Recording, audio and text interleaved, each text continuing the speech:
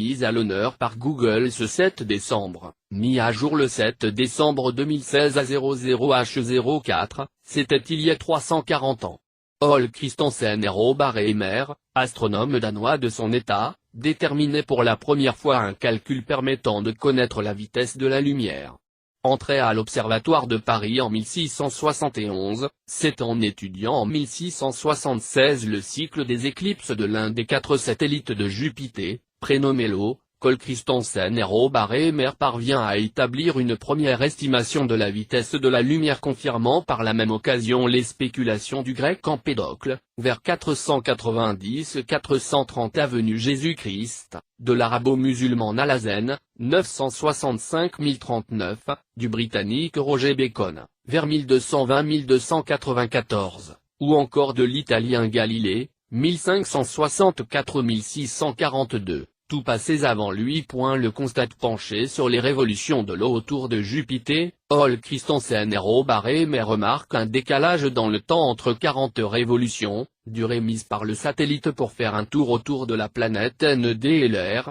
réalisée lors d'une quadrature de Jupiter avec la Terre, soit lorsque les deux astres présentent un écart angulaire dans le ciel de 90 degrés, et les 40 révolutions réalisées quand les deux planètes sont au plus proche. Ole Christensen R.Barré-Mer conclut alors que la lumière de Jupiter met plus de temps à parvenir à la Terre en fonction de son éloignement de la planète bleue. Il évoque alors une différence de 22 minutes. Ole Christensen R.Barré-Mer en vient même à prédire en septembre 1676 que pour la réapparition de l'eau, passée derrière Jupiter, le retard sera de 10 minutes par rapport à la table établie par l'astronome français Jacques Cassini. Ainsi, il fallait 11 minutes pour que la lumière